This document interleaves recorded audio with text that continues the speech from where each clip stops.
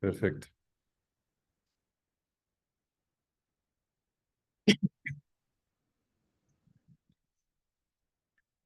Hola, buenos días, Paul. Buenos días, doctor. ¿Cómo está? Vamos.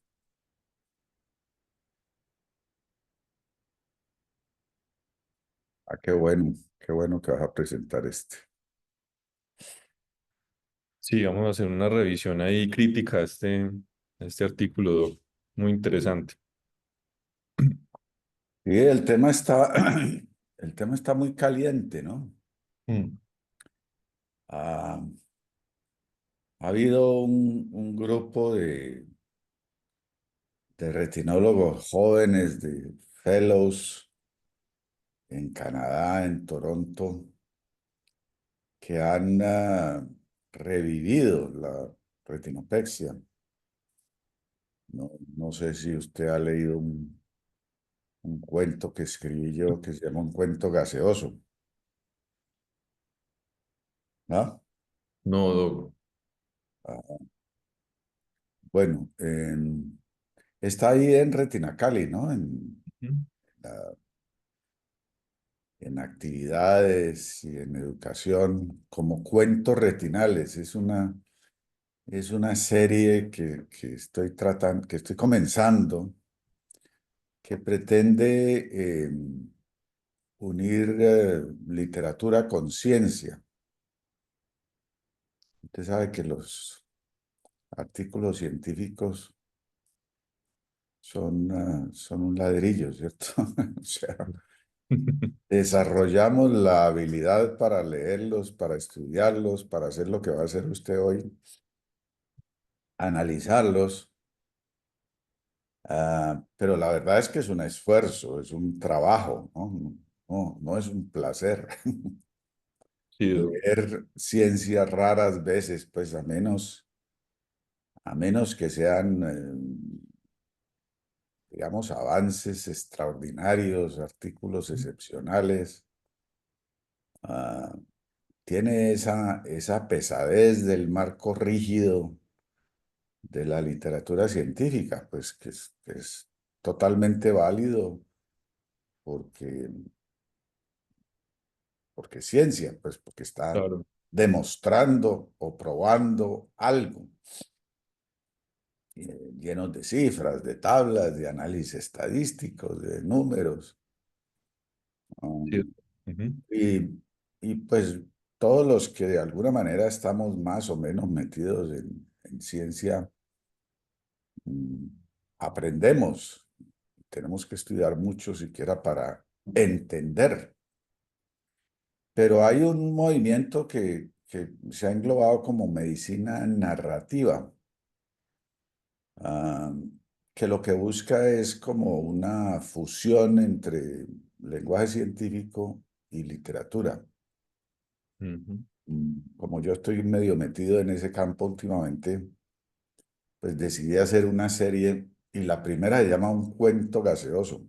Como le digo, búsquelo en Retina Cali, ahora ya no Listo. alcanza a leerlo, pero de pronto lo busca y vamos a ver si encontramos coincidencias entre lo que usted diga de este artículo y lo que yo escribí allí.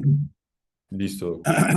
Em, y la idea es que voy a seguir con eso, ¿no? Con un poco analizando problemas más que un hecho o un avance muy específico, como suelen ser los artículos científicos, es más como un sector del conocimiento Sí. integrado con todo, ¿no? Integrado con la práctica, con pacientes, con aspectos éticos, filosóficos, económicos, ah, y tratando de hacer una lectura un poco más agradable. Al, Excelente.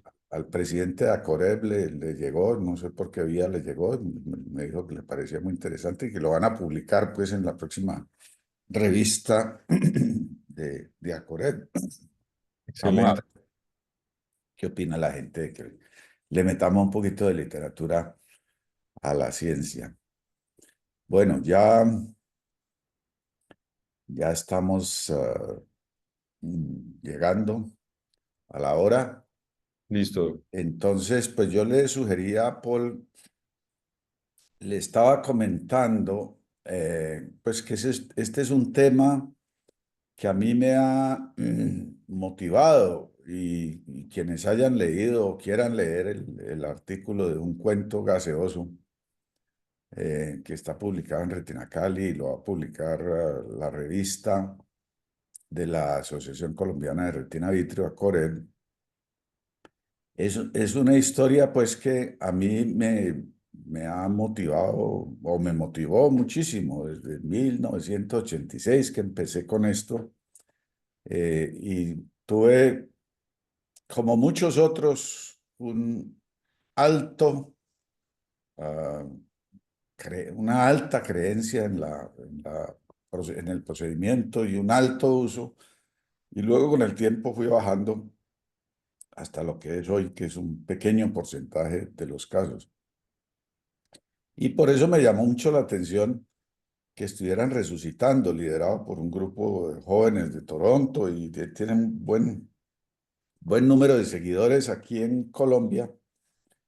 Me llamó la atención pues que estuvieran resucitando y reaplicando la ritenopexia neumática para, para muchos procedimientos. Yo no digo que no sea válida, sino que su campo es bastante de aplicación, es bastante estrecho. Entonces me encontré con este artículo y le sugería a Paul que le hiciera una revisión crítica y lo presentara para que discutamos el tema, porque como le decía, es un tema que está muy caliente. O sea, los partidarios, está volviendo a ganar partidarios y yo creo que es bueno revisar la historia. Esa es la historia que yo trato de contar.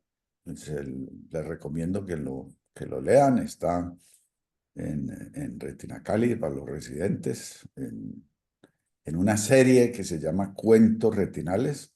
Pues es el primero de una serie, pero ya dentro de poquito saco el segundo y pienso seguir sacando, en donde, como le explicaba a Paul, pues hago una fusión entre el lenguaje científico y literario para tratar de hacer la lectura de temas científicos un poco más amena, más agradable. Entonces, sin más, arranque, Paul. Listo, doc. Muchísimas gracias por la introducción y buenos días a todos. Quien no me conoce, mi nombre es Paul Vélez Taborda, yo soy residente de tercer año del programa de oftalmología de la Pontificia Universidad Javeriana en su sede Cali. Y el club de revista que vamos a hablar hoy es tasas de desprendimiento a largo plazo de retinopexia neumática frente a vitrectomía pars plana en el desprendimiento de retina, un análisis post hoc de el estudio o el ensayo clínico PIVOT. Entonces es importante tener algunos conceptos claros antes de avanzar en el club de revista. Lo primero es que sabemos que la vitrectomía pars plana sigue siendo el tratamiento quirúrgico más popular y el tratamiento quirúrgico ideal para el desprendimiento de retina reumatógeno primario. Sin embargo, hay estudios que recientemente han venido avanzando en una técnica ya conocida, que es la retinopexia neumática, como una consideración específica para algunos casos de desprendimiento de retina reumatógeno primario. Entonces, estos estudios se basan en dos criterios. El primero es que al parecer tiene mejores resultados funcionales y al parecer pues tiene menos morbilidad que otros procedimientos como lo es la vitrectomía pars plana o el cerclaje escleral. Entonces, la retinopexia neumática se trata de una inyección intravítrea de una burbuja de gas, ya sea de hexafluoruro de azufre, que es SF6, o de perfluoropropano, que es C3F8. Se tapona temporalmente la ruptura retiniana o la ruptura retiniana mientras el paciente asume una posición de la cabeza y posteriormente se crea una adhesión corioretiniana con criopexia o fotocoagulación láser, sellando la ruptura permanentemente. Básicamente, en los estudios que se vienen realizando en tasas de redesprendimiento a largo plazo, pues las cifras y las tasas son muy variables, encontrándose de 9,7% a 5,5 años para los estudios de Freyler en el 93 y de 6% a 2,5 años en los estudios de Lisle de 1998. Entonces, este es el artículo que les propongo analizar. Su nombre es Tasas de desprendimiento a largo plazo de retinopexia neumática frente a vitrectomía pars plana en el desprendimiento de retina, un análisis post-hoc del estudio PIVOT. Fue publicado por la doctora Tuche S. Chen y colaboradores en la revista Ophthalmology Retina de la Academia Americana de Oftalmología en agosto del 2024. Como es usual para comenzar un club de revista, pues hablemos un poco de las métricas. Sabemos que Ophthalmology Retina es una revista de la Academia Americana de Oftalmología que fue lanzada en el año 2017, que tiene un impact factor de 4.5, un H-index de 44 y tiene un Shimago Journal Rank de 1.963. Esto la hace merecedora de un puesto Q1 de oftalmología de retina, siendo una de las revistas con mayor influencia y más destacadas en su campo en la retina. Y hablando específicamente de los autores, el primer autor del artículo es la doctora Tusheth S. Chain, que es estudiante de medicina en el Royal College of Surgeons en Ireland, en Dublín. Sin embargo, en sus métricas no encontré el H-index. Y tenemos como último autor al doctor Rajed H. Mooney, que es cirujano vetetorretiniano del Hospital St. Michael's y docente de University of Toronto en Canadá, con un H-index de 61, que es bastante bueno.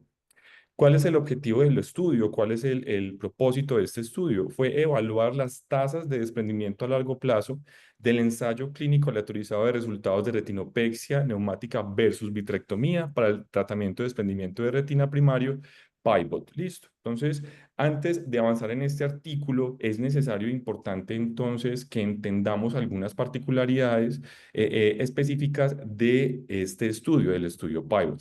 Entonces, este estudio fue un ensayo clínico que fue presentado en la reunión anual de la Sociedad Americana de Especialistas en Retina en agosto del 2017 y adicionalmente a eso la publicaron o lo presentaron en la reunión anual de la Sociedad Europea de Especialistas en Retina también en el año 2017. Fue publicado en la revista Ophthalmology Retina por los doctores Hiller y colaboradores en el año 2018. Entonces, hablemos algunas particularidades del artículo. Específicamente, el objetivo del mismo fue comparar los resultados de la retinopexia neumática frente a la vitrectomía pars plana para el tratamiento de desprendimiento retina reumatógeno primario. Y el diseño fue un ensayo controlado prospectivo aleatorizado. ¿Qué participantes se vincularon? Entonces, eran pacientes con desprendimiento de retina reumatógeno que presentaban una única ruptura de retina o un grupo de rupturas dentro de 30 grados o una hora del reloj por encima de los meridianos 8 y 4 y que pudiesen tener cualquier número o ubicación y tamaño de ruptura de retina o degeneración reticular en la retina herida. ¿Cuáles fueron los métodos? Pues los pacientes fueron asignados de manera aleatoria, ya sea a retinopexia neumática o a vitrectomía pars plana, y los pacientes con mácula ON y con mácula OFF fueron asignados al grupo de la intervención mediante una aleatorización estratificada.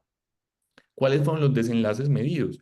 El desenlace primario fue la agudeza visual basada en el sistema Early Tracking Diabetic Retinopathy Study, el ETDRS, a un año, y los desenlaces secundarios fue la función visual subjetiva, la puntuación de metamorfosis basado en el M-Chart y el éxito anatómico primario. Entonces aquí podemos observar la gráfica que nos expone el artículo presentando cuáles fueron los criterios de inclusión y los criterios de exclusión. Entonces en los criterios de inclusión tenemos aquellos pacientes que tenían un solo desgarro retiniano o un grupo de desgarros con un tamaño no mayor a 30 grados, una hora del reloj en la retina desprendida, que todos los desgarros de la retina desprendida deberían estar ubicados por encima de los meridianos 8 y 4 en el reloj ocular y se permitieron desgarros o degeneraciones latiz en la retina herida en cualquier ubicación, incluyendo aquellos que presentaban de manera inferior. Sin embargo, se excluyeron todos los pacientes que tenían desgarros inferiores asociados a retina desprendida, como lo vemos en las imágenes, opacidades significantes de medios, como por ejemplo hemorragias vítreas, cataratas avanzadas que impidieran la evaluación de la retina, que hubiese un PBR grado B o mayor, desprendimiento de retinas previos en el ojos afectados, que el paciente hubiese sido llevado a vitrectomía pars plana en el ojo afectado, pacientes menores de 18 años que tuvieran incapacidad mental, incapacidad para la lectura en el idioma inglés y enfermedades oculares preexistentes que pudieran afectar la agudeza visual final, además de la incapacidad física para mantener una postura después de la cirugía, que sabemos es muy importante en el caso de las cirugías que estamos hablando. ¿Cuáles fueron los resultados? Ellos reclutaron 176 pacientes entre agosto del 2012 y mayo del 2016. 77 pacientes fueron llevados a vitrectomía pars plana y 77 pacientes fueron llevados a retinopexia neumática y 73 pacientes fueron llevados a vitrectomía pars plana y completaron la evaluación de un año. Como podemos ver en las gráficas, es algo pues compleja, pero les marqué con verde partes importantes, que son cuáles fueron las no diferencias significativas en edad y, por ejemplo, en la agudeza visual inicial. Sin embargo, hay unas diferencias significativas y fue básicamente en los desgarros retinianos en retinadería y, en consecuencia, en la media de desgarros retinianos en total, que fue significativamente diferente para el grupo de retinopexia neumática versus pars plana, siendo pues más prevalentes o más mayores en el grupo de retinopexia neumática. Entonces, con respecto al tiempo, todos los pacientes con mácula de herida y con mácula desprendida fueron sometidos a intervenciones en un plazo de 24 horas tras la laterización, pero los pacientes con retinopexia neumática se tuvo más rapidez. De la mediana para retinopexia neumática fue de 2 horas, mientras que la mediana para la vitrectomía pars plana fue de 19,1 horas. Esto da una P bastante significativa de 0,001, donde definitivamente hay diferencias. Entonces, lo que hicieron fue analizar o contar este tiempo desde lo que ellos denominaban el desprendimiento macular, que lo categorizaron como el paciente subjetivamente mencionaba que había tenido una pérdida autoinformada de la visión central y allí entonces midieron el tiempo y la mediana para la retinopexia neumática fue de 2 días y la mediana para vitrectomía parcial fue de 1,5 días, lo que nos da una diferencia no significativa con una P de 0,9. Entonces, esta es una gráfica que nos expone el artículo que nos muestra cuál fue la agudeza visual medida por el método y cuál fue entonces esa diferencia a los 3 meses, a los 6 meses, a los 12 meses, con el box azul para retinopexia neumática y el box rojo para la vitrectomía pars plana.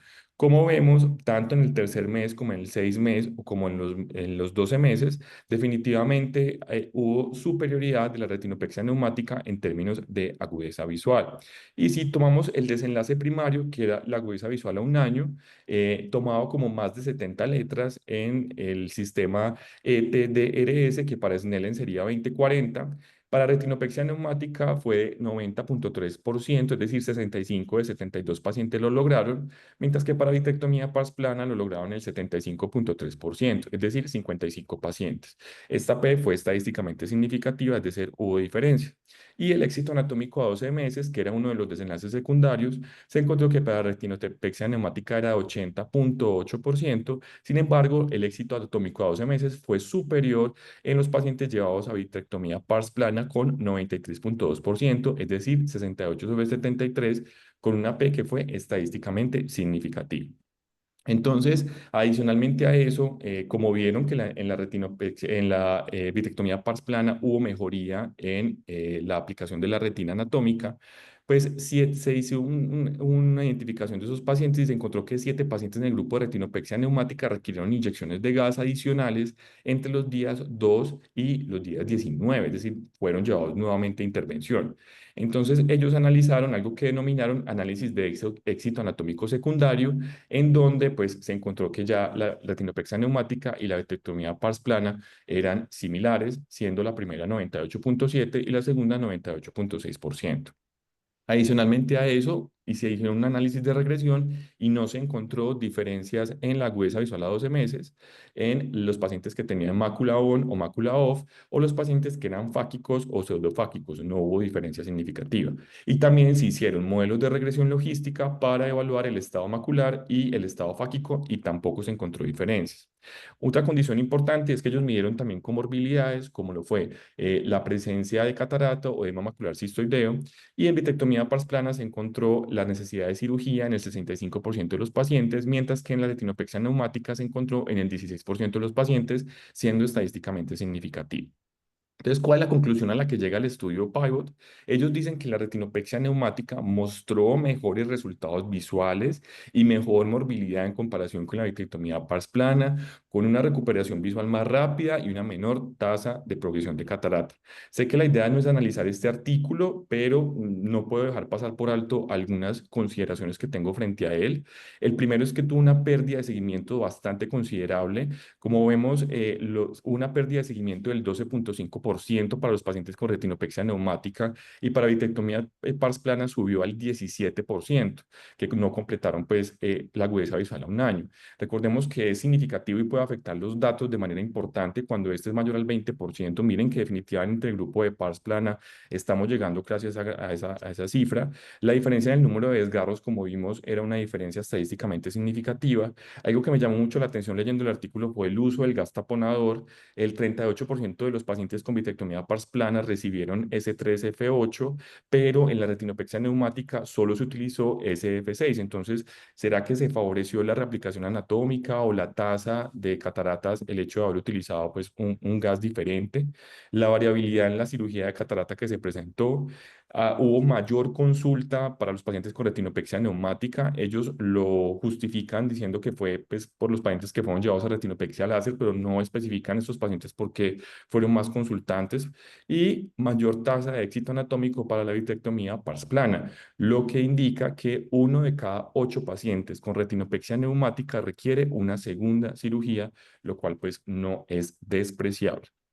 Entonces, volvamos a nuestro estudio. Nuestro estudio tuvo la siguiente metodología: fue un análisis post-hoc de datos del ensayo clínico aleatorizado PIVOT que les acabo de explicar. Eran pacientes con desprendimiento de retina reumatógeno primario remitidos al Departamento de Oftalmología del Hospital St. Michael's en Toronto entre el año 2012 y el año 2017, es decir, se extendió un año más del estudio PIVOT. Fue llevado a comité de ética donde fue aceptado, todos los pacientes tenían consentimiento informado diligenciado y fue basado en la Declaración de Helsinki. La mayoría de los pacientes continuaron con su cirujano retinólogo durante el primer año y estos fueron incorporados desde el estudio Pivot a este estudio a largo plazo. Y lo importante era que los pacientes no hubiesen tenido ninguna reintervención para reaplicar la retina dentro de un año posterior al procedimiento inicial de estudio. Y los pacientes debían cumplir con un seguimiento de mínimo 2 años. Esos eran como los criterios de inclusión. ¿Cómo se identificó el redesprendimiento de retina? Se determinó mediante la revisión de historias clínicas electrónicas y mediante una llamada telefónica directa. Se registró el número de años transcurridos desde la presentación inicial hasta la última consulta documentada de cada paciente. A los pacientes que tenían más de 6 años de seguimiento, se les revisó la historia clínica. A los que tenían entre 2 y 5 años, se les revisó la historia y se contactó para indagar por reintervenciones. Y los pacientes que tenían menos de 2 años, se contactó a través de una llamada telefónica. Entonces ahí la pregunta es, bueno, ¿y esa llamada telefónica qué tanto tenía? Entonces eran 3 preguntas. La primera, si había sufrido un desprendimiento de retina en el ojo del estudio desde la última fecha documentada, si había acudido a algún quirófano por algún motivo relacionado con el ojo del estudio y si tenía programada alguna intervención en el ojo del estudio y si tenía alguna inquietud o comentario específica sobre el mismo. Con respecto al análisis estadístico, se utilizó Jamovi para macOS en su versión de 2.0 y el software SPSS Statistics para su versión 19 para Windows. Se utilizaron para las variables continuas, se utilizó distribución normal y no normal, se utilizó la media con desviación estándar o valores de mediana con rango intercuantil para aquellas de distribución no normal. Para las variables categóricas se utilizaban valores absolutos y porcentajes y se utilizó la prueba de t-test de 2 colas para la significación estadística. Entonces, ¿cuáles fueron los resultados? Se reclutaron 176 pacientes del ensayo Pivot, 88 participantes en cada brazo, en vitrectomía pars plana y retinopexia neumática.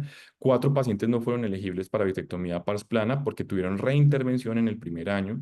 De los 84 elegibles para vitrectomía pars plana, 23 no pudieron ser localizados, lo que nos habla pues, que solo permanecieron el 72,6%. Y de estos 59%, es decir, 36 de los 61 pacientes, fueron analizados por historia clínica y 25 por llamada. Y de los 11 pacientes no elegibles para retinopexia neumática, porque 9 fueron llevados a reintervenciones y 2 se retiraban del estudio. De los 77 elegibles para retinopexia neumática, 15 no fueron localizados, lo que dejó solo 62, y de estos 32 fueron evaluados por historia clínica y 40 y 30 por llamada. Estas son las gráficas que nos ofrece el estudio. La primera, en la parte de arriba, nos muestra cuáles fueron los pacientes excluidos tanto para vitrectomía como para retinopexia, los que fueron elegibles, los que no fueron localizados y los números de pacientes que fueron incluidos. Y en la parte de abajo nos muestra dos datos muy importantes. La primera es la media de edad para retinopexia neumática, que fue de 68,4 más menos 7,74, y la media para retinopexia neumática que fue de 69,3 años más menos 9,74. Y adicionalmente a eso nos habla del seguimiento, la duración del mismo, en donde para vitrectomía pars plana fue de 5,43 más menos 3,6 y para retinopexia fue de 5,51 más menos 3,03. Perfecto.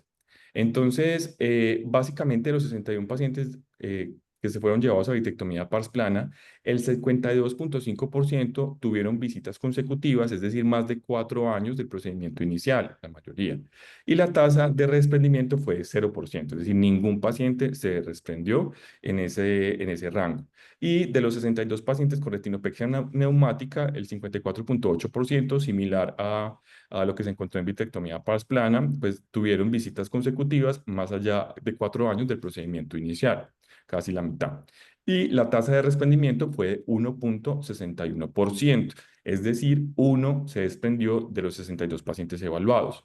Esto tuvo una P de 0,32, es decir, que no hubo diferencia significativa estadística. Y bueno, ¿cuál fue ese paciente que se desprendió? Pues fue un paciente de 68 años que tuvo pues que ser llevado después de 6 años del procedimiento inicial.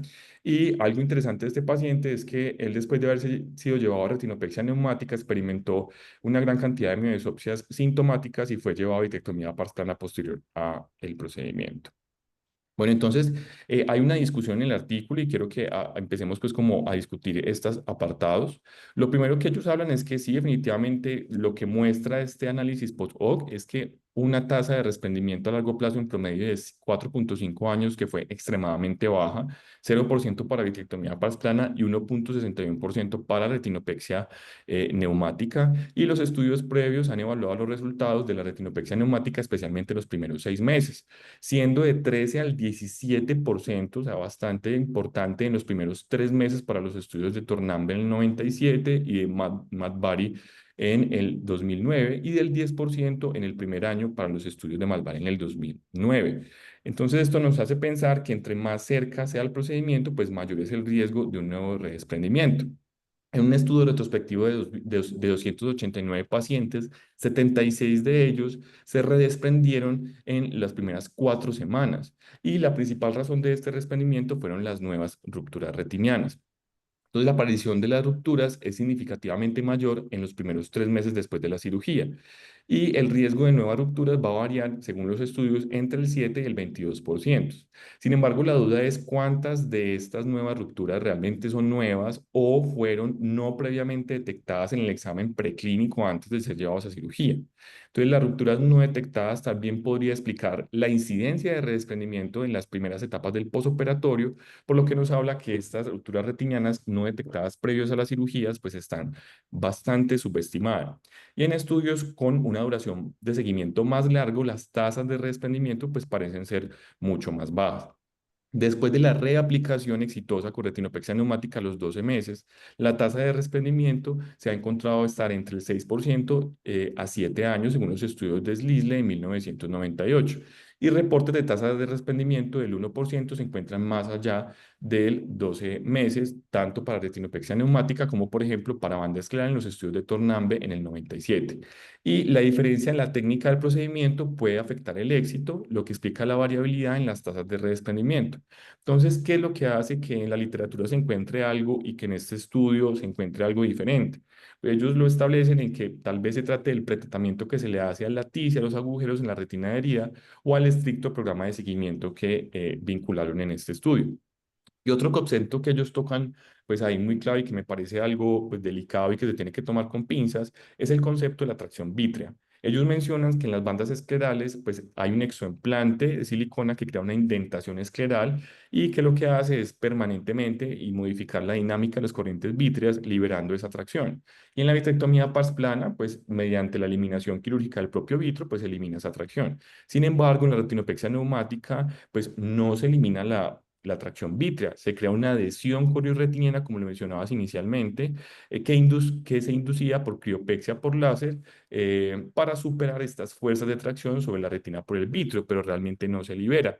Entonces, ellos lo que sugieren es que la retinopexia láser puede crear una fuerte adhesión a largo plazo alrededor de esa ruptura y superar las fuerzas de tracción vítreas que contrarrestan de forma permanente, pues, en esta ubicación específica. Ellos concluyen dos cosas grandes. La primera es que en este análisis post-hoc, el estudio de extensión del el ensayo aleatorizado PIVOT con datos a largo plazo demostraron que las tasas de desprendimiento a largo plazo muy bajas, tanto para retinopexia neumática como para vitrectomía parasplana, y que no hubo ninguna diferencia estadísticamente significativa entre los dos. Y también dan una aseveración pues bastante importante, y es que dicen que estos resultados demuestran que aliviar o eliminar la tracción vítrea con vitrectomía parsplana o inclusive mencionan con banda escleral, no es necesariamente obligatorio para lograr una reaplicación a largo plazo para la mayoría de los desprendimientos de retina regmatógenos. Entonces así concluye el artículo y ahora pues hagamos un pequeño análisis de él. Lo primero que tenemos es que es un análisis post-hoc. Como sabemos, un análisis post-hoc, pues básicamente es un análisis que se realiza de manera retrospectiva con datos que se vincularon a un estudio prospectivo, que en este caso el ensayo clínico PIVOT. Entonces, todas las limitaciones que yo les mencioné inicialmente cuando les hablé un poco del estudio PIVOT se incluyen en este artículo porque todas se vinculan a la forma en la cual se recolectaban los datos en esa base de datos inicial. Entonces, eso hace que cada uno de los sesgos y cada una de las variables y cada una de las limitaciones se vinculen a este mismo análisis. Lo otro es que una pérdida bastante importante de pacientes, entonces no todos los pacientes del estudio PIVOT pudieron ser localizados.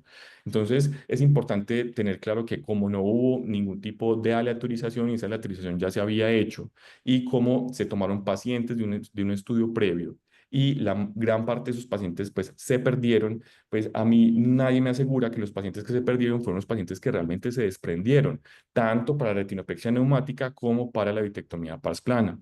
El método de recolección de datos, entonces, me llamó mucho la atención que se diera el ítem de paciente con redesprendimiento de retina solo basados, por ejemplo, en una llamada telefónica. Como sabemos, nuestros pacientes, pues, no es culpa de ellos, tienen sesgo de memoria. Muchas veces no saben a qué procedimientos fueron llevados a cabo, no saben si se les operó dos, tres, cuatro veces el ojo, algunas veces ni siquiera se recuerdan si fue operado una vez. Eso lo vemos pues en la práctica clínica todos los días. Entonces creo que dejar este ítem tan trascendental para un proyecto de este rango en una llamada telefónica pues me parece un poco complejo y me hace que pensar que haya un riesgo de selección y también errores en la autoinformación.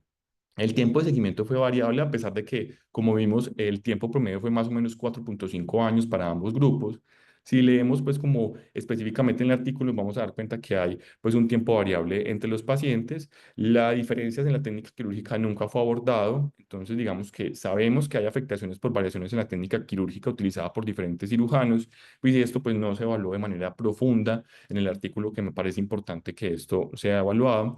Y yo me basé en el análisis de este artículo en la guía Consort. Entonces, en términos generales, pues la guía Consort es bastante larga y no me voy a detener en cada punto, pero digamos algunos ítems importantes. Lo primero es que pues no veo que se haya hablado en el estudio Pivot de un cálculo de tamaño de muestra especificado y no se analiza fragmentadamente en el artículo. Definitivamente, en este caso, pues no se pudo haber llegado a cabo la aleatorización porque ya se había hecho. En el estudio Pivot, como sabemos, hay una dificultad muy grande y es que no hubo cegamiento. Eso nos habla de un alto riesgo de sesgo de selección, y adicionalmente a eso, pues a pesar del periodo de reclutamiento, no hay pues como información específica sobre el reclutamiento que se tiene para poder llevar a cabo pues como el proyecto. Bueno, muchísimas gracias. Aquí termina como el espacio del club de revista. La idea es que pues abramos un espacio de discusión frente al artículo y también pues basado en la experiencia de los docentes con respecto a esta técnica. Sí, muchas gracias, Paul. Muy buena la revisión y los comentarios. Y yo sí quisiera motivar aquí, por un lado, la discusión de los docentes que hayan tenido experiencia, pero también preguntas o interés de los residentes. En general, en estas charlas yo veo muy poquita participación, o, o no hay interés en el tema, o no tienen preguntas, o no tienen dudas. Bueno, yo les voy a hacer un corto resumen, aunque les mencioné que mi opinión sobre todo este tema está expuesta y publicada en Retina Cali. Si ustedes entran a educación o actividades, ahí hay una parte que se llama cuentos retinales y un cuento gaseoso.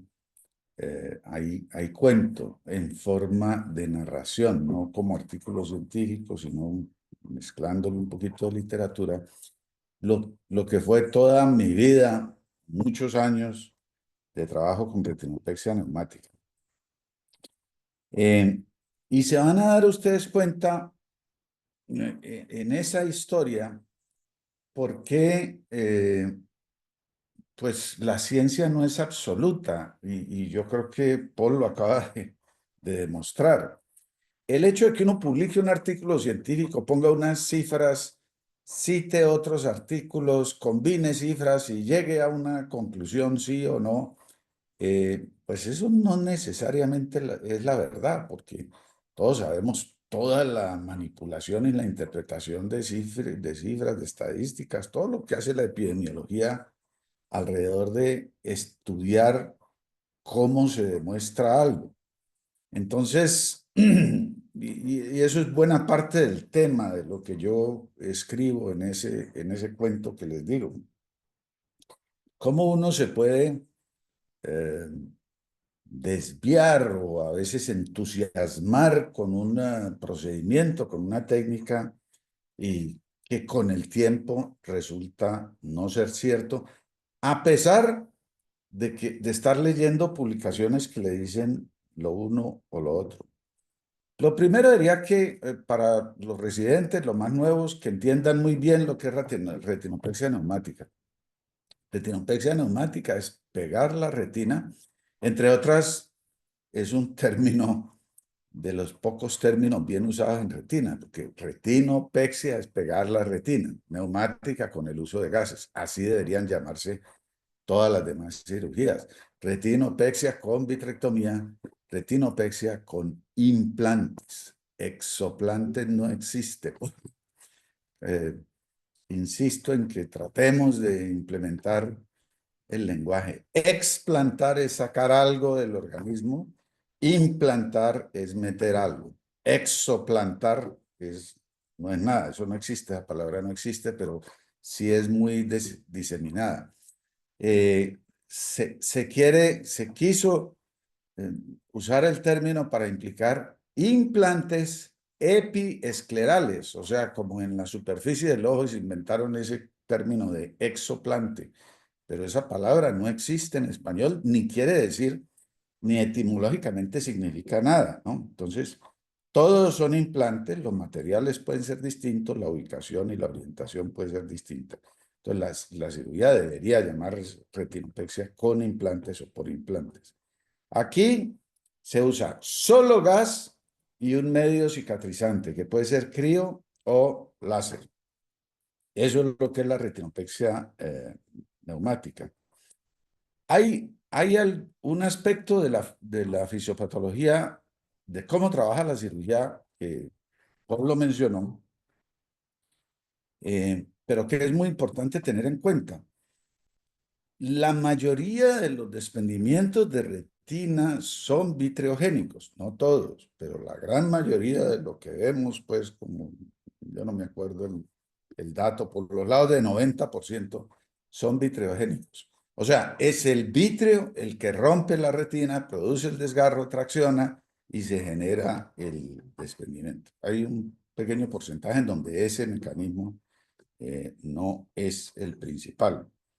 Entonces, de lógica, a uno le ocurre pues que tratar el vítreo tiene más sentido. Si Paul mencionó el dilema, pues no en todo el mundo, porque miren ustedes que cuando llega un paciente con un desgarro ah, y lo tratamos antes de que se desprenda la retina, pues un alto porcentaje de esos no llegan a desprendimiento de retina. O sea, no estamos tratando el vitrio, pero la retina no se desprende.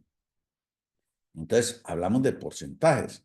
Y lo mismo pasa con neumática. Hay un porcentaje en donde podemos pegar la retina con el gas, tratarla con láser o crío, y la retina no se va a redespender porque el vitrio no produce más rotos. Pero hay que tener en cuenta que el mecanismo fisiopatológico que generó el desprendimiento de retina no se trata con una neumática. Luego va a haber un porcentaje. Y yo creo que allí, en ese numerito, es donde está el quiz de todo el asunto. Y hay dos aspectos más de cómo trabaja la retinopexia neumática que es muy importante tener en cuenta. Miren ustedes, si uno pone la burbuja de gas, supongamos un desprendimiento de retina superior, mácula pegada, desgarro a las 12. Y usted pone la burbuja de gas e inmediatamente posiciona al paciente de tal manera que el gas se vaya y selle el roto. ¿Qué va a pasar con el líquido subretinal? ¿Alguien quiere? Abran micrófonos, participen, hagamos esto abierto. ¿Qué pasa con el líquido subretinal?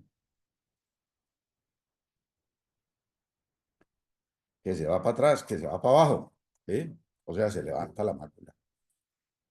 Para evitar eso, hay una estrategia que es, se inyecta el gas, se pone el paciente boca abajo y lentamente en el curso de 20 minutos va levantando la mirada. Entonces, ¿qué hace usted con eso? El gas exprime el líquido subretinal de atrás hacia adelante y el líquido subretinal sale por el roto. ¿Qué pasa entonces con el vitrio? ¿Opina alguien?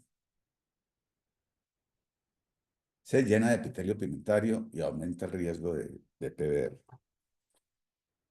A pesar de estas tres cosas, no se trata la etiología y hay esos dos problemitas que independiente de la técnica que uno utilice para pegar la retina con el gas, ninguna de las dos suena muy buena. La simplificación es muy atractiva. Todos han estado en una vitrectomía o en una retinopexia por implante y saben que eso es una cirugía camelluda, larga, con ciertos riesgos. Entonces, el hecho de llevar a un paciente, ponerle una inyeccioncita, ahora que están tan de moda las inyeccioncitas, seguramente eso fue lo que motivó a los jóvenes a resucitar la retinopexia. Y luego poner un láser, pues suena sumamente atractivo. Y ese es como el principal gancho de venta de la retinopexia. Es un procedimiento sencillo, rápido. Miren cómo los estudios muestran se puede hacer mucho más rápido. Y para mí, cuando yo comencé a hacer esto, fue el principal atractivo. Teníamos largas listas de espera en el hospital donde los pacientes todos se los llevaba el diablo esperando la cirugía de retina. Entonces, poder hacer uno este procedimiento, teníamos el gas ahí en los consultorios y el crío ahí en los consultorios, entonces lo hacíamos inmediatamente. Desprendimiento de retina que llegaba, lo operábamos ahí mismo, es una ventaja extraordinaria, sin duda. Pero el cuento de la simplificación ya en la práctica resultó no ser cierto. ¿Por qué? Por lo que les decía de que como no se compensa la tracción vítrea, un buen porcentaje de los pacientes, y vamos a tocar ese numerito bien, hacen desgarros nuevos. Y entonces, para tener éxito en retinopexia neumática, hay que seguir los pacientes muy de cerca y hacer láser muchas veces. Termina no siendo una simplificación y cuando estimamos el tiempo total que uno le dedica a un paciente con un desprendimiento de retina, era mucho más tiempo y mucho más esfuerzo en el caso de la neumática que en el caso de cualquiera de las otras alternativas. Entonces, de un entusiasmo inicial muy grande con la técnica, fuimos bajándole, bajándole, bajándole, hasta llegar a lo que hacemos ahora, pues que son unas indicaciones limitadas que no pasan del 2 o 3% del total de los desprendimientos de retina. El otro aspecto es, bueno, sí hay un porcentaje y lo muestra el estudio y lo comentó Paul, que se redesprenden. Según comentó Paul, pues es muy bajito en esa revisión. Pero, ¿qué pasa con los que se redesprenden? Ah, les va muy mal. Eso fue lo que nosotros encontramos, ¿sí? Porque tenían un alto porcentaje de PBR.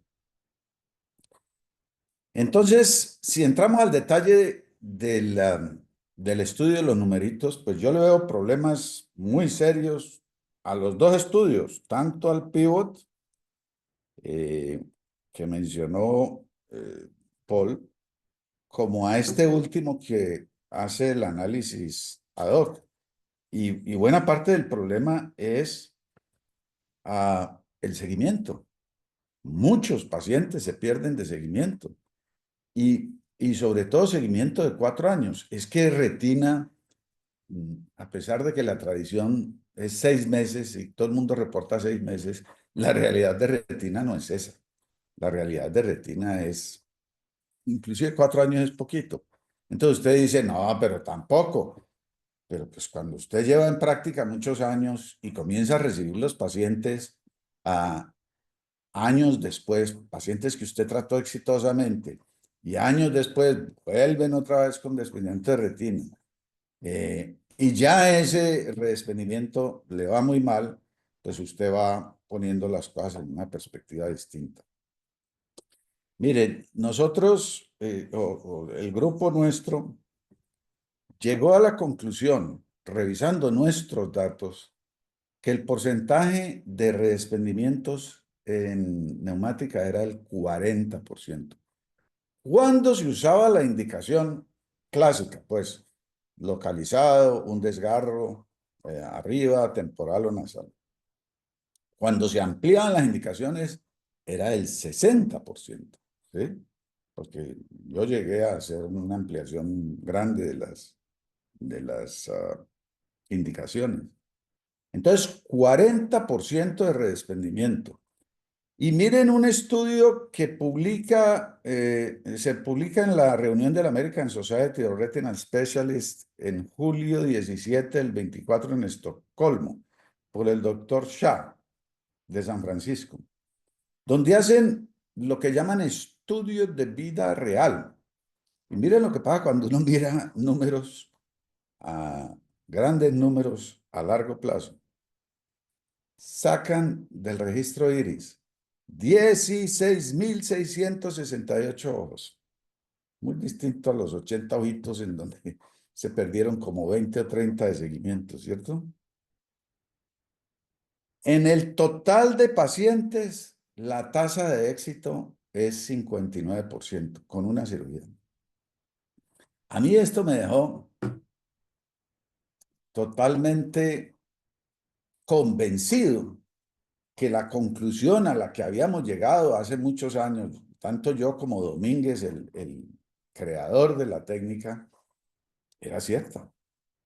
Si cogen un estudio de vida real y miran sin ningún sesgo, sin ningún interés, cuál es el porcentaje de falla con una cirugía, pues es 40%. ¿Sí? Y si eso, por ejemplo, yo lo comparo porque hicimos el estudio prospectivo con estrategias en desprendimiento de retina, que es una diferencia muy grande con casi todos los estudios, lo que hemos hecho nosotros. Porque fíjense ustedes, eh, muchos de los estudios de desprendimiento de retina dicen, bueno, vamos a comparar vitrectomía con retinopexia con implante, vamos a comparar neumática con esto, vamos a...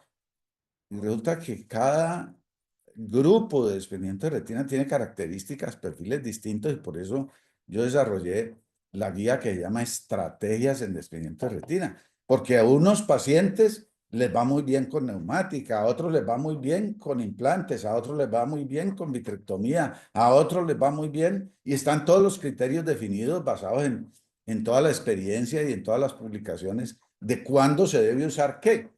Entonces, cuando comenzamos a aplicar esos criterios, estamos 94% y si y si quitamos los errores de aplicación del criterio, subimos a 97% de resultado con una cirugía, que para mí esa es clave muy importante. Entonces, ah, igualmente con muchos de los datos que publica este otro estudio, y fíjense, la gente publica los números y se queda tan tranquila. Se me perdieron 20 pacientes de seguimiento en 80. Pues, ¿qué le está diciendo eso? ¿Qué pasa si esos 20 se perdieron porque se les desprendió la retina? ¿No? Versus otro grupo en donde se perdieron porque no les pasó nada y están muy contentos. Pues obviamente que eso no tiene validez.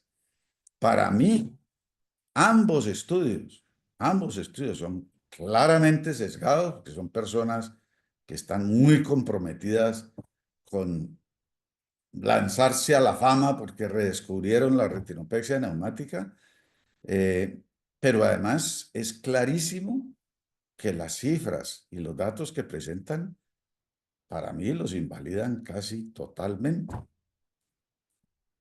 Entonces, con eso, abramos la discusión. No sé, Paul, ¿qué más quisiera decir o qué comentarios se le ocurren? No, Una, y totalmente de acuerdo. Yo creo que las tasas de pérdida en el seguimiento, en el caso de un análisis que está estableciendo precisamente un resultado a largo plazo, es indispensable.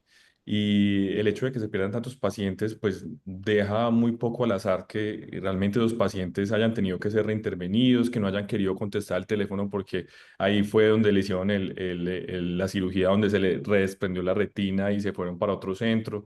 Entonces, digamos que ahí hay un sesgo muy grande que sin duda alguna, pues pierde validez todos esos artículos por una metodología muy gruesa que hayan tenido, pues es el talón de Aquiles más grande. entonces, fíjense que Paul, que no tiene razón para estar ni de un lado ni del otro, analiza objetivamente y cae en cuenta de esos datos, ¿no? Ah, uno no, o sea, el hecho de que uno publique o le publiquen y haga análisis estadístico y diga, hoy sé las pruebas esto y lo otro y termine con unas conclusiones, pues no quiere decir que eso sea verdad. Y esa fue la razón por la que yo le dije a Paul, por favor, presente esto como club de revistas en donde usted analiza todos los errores de este estudio. Miren uno que lo mencionó, pero lo quiero recalcar. Criterios de inclusión. Pacientes que no hayan tenido reintervenciones. ¿Cómo así? Que yo estoy estudiando los resultados de un procedimiento para desprendimiento de retina, pero excluyo los que hayan tenido reintervenciones. Yo quedé loco. Con ese solo dato quedo totalmente loco. ¿Cómo así que usted está estudiando los resultados en cirugía de desprendimiento de retina, revisa los casos y excluye a los que han tenido reintervenciones? No entran en el estudio. Es una cosa pues totalmente...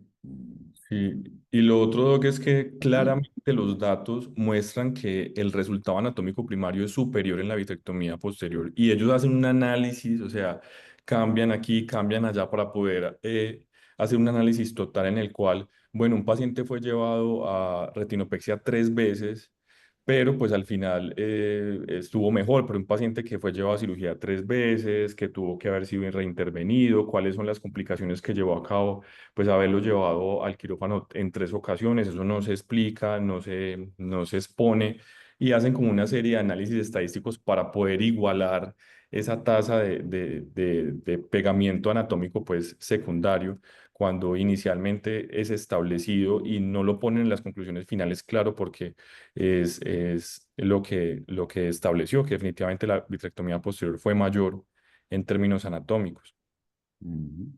Sí, eso que decís es muy importante y es muy de las publicaciones retinales y los animo a los que tengan interés en esto del desprendimiento de retina y las técnicas y estrategias. a que sean capaces de ver eso. Miren ustedes, la mayoría de los artículos de desprendimiento de retina le van a decir cuál es el resultado final en términos de reaplicación anatómica. Y la gente saca pecho con eso y lo publican y dicen, mire, es que tuvimos con esta técnica, una técnica para todo el mundo, no importa que tenga, tuvimos 97, 98, 99% de resultado final de reaplicación anatómica. Resultado final. Y enseguida por allá le ponen con cuántas cirugías. ¿Cuál es el promedio de cirugías que requirieron los pacientes? Y ese datico queda ahí como perdidito. Y muchos le ponen con promedio, 3.5 4 cirugías. Y eso queda, suena ahí como chévere, ¿no? Si finalmente es 98% que pegamos la retina. Pero usted en promedio le metió 3 cirugías a cada paciente para pegarle la retina. Eso suena y se dice ligero, pero vaya a ver la realidad de lo que eso significa.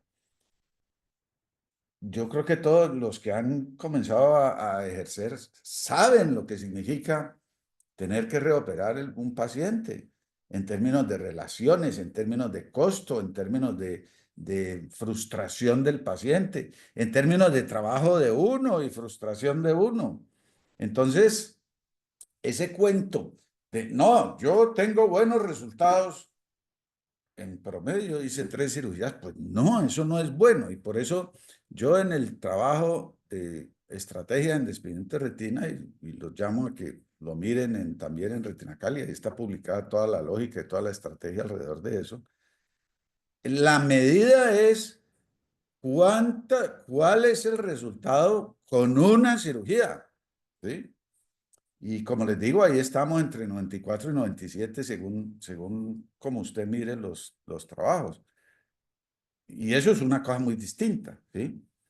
Y obviamente no implica, yo voy a comparar una técnica con otra para los desprendimientos de retina. No, cada desprendimiento de retina requiere una técnica especial. Neumática, en esa guía, sigue teniendo unas indicaciones, que son los desprendimientos de retina muy localizados, muy recientes, sin hemorragia, sin pigmento, y funciona muy bien. Ahí es 95-98%. Allí es donde se debe usar la neumática, pero no usarla eh, en la indicación clásica que ponen en estos estudios, donde usted va a tener un 40% de redespertimiento. Esa es la verdad, esa es la realidad. Que toda esta moda actual no lo quiere reconocer y están publicando eh, estudios como estos, estudios chimbos, ¿sí?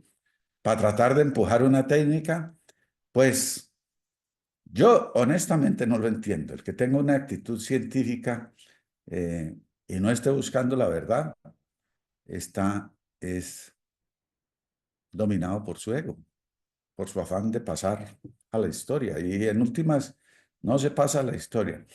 Y entonces ese temita lo trato ahí en Cuentos Retinales, porque yo tuve la oportunidad de hacerle seguimiento a esta técnica con el que se la inventó, el doctor Domínguez, de quien me hice muy amigo y discutimos esto durante varios años. Y eso en parte lo cuento ahí en esa narración.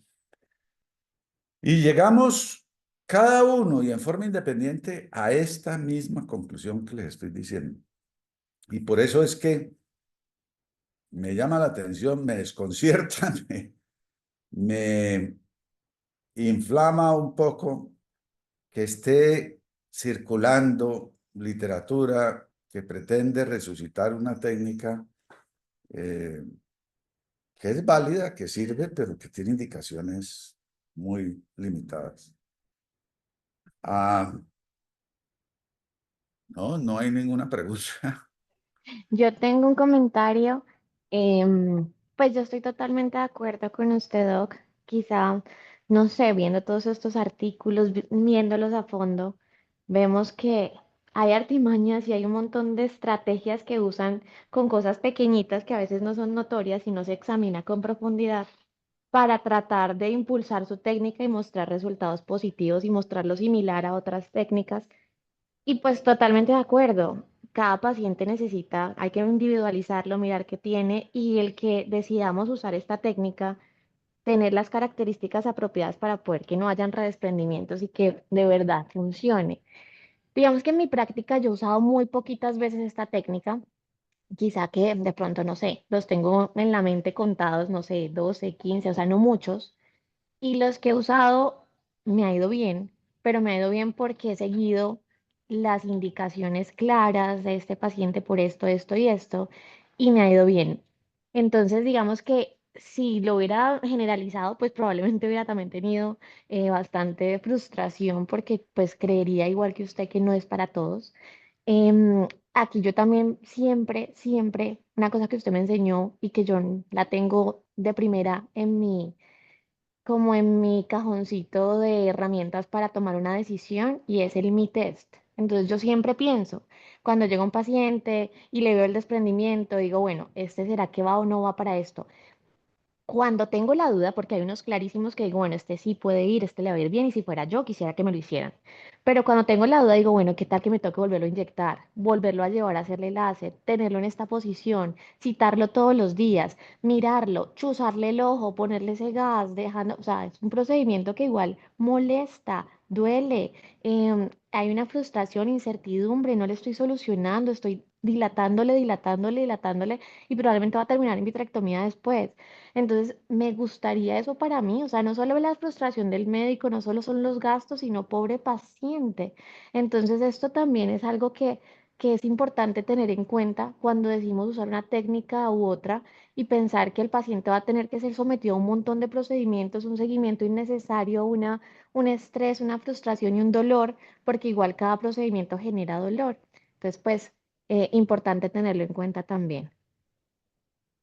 Mm, muchas gracias, Beatriz. Eso que mencionas es muy válido y yo también lo cuento allí en el cuento de un cuento gaseoso. Porque como les contaba, yo me hice muy amigo de Domínguez. Él vino a Bogotá a mostrar la técnica y a mí me generó un entusiasmo extraordinario. Le pregunté mucho y el tipo, pues a pesar de que era la estrella de la retina en España y yo era un pelón recién comenzando, eh, fue muy amable, muy querido y nos hicimos amigos. Pues, o por lo menos yo me lo creía, pues que yo era amigo de Domínguez. Y nos veíamos en cada academia. Todos los años en la academia nos encontrábamos, nos sentábamos a almorzar y entramos a las charlas de Hilton. Hilton es el padre de la retinopexia neumática para los gringos. Hilton fue a España a un congreso español invitado donde Domínguez presentó la técnica y Hilton se la robó, así tan tranquilo.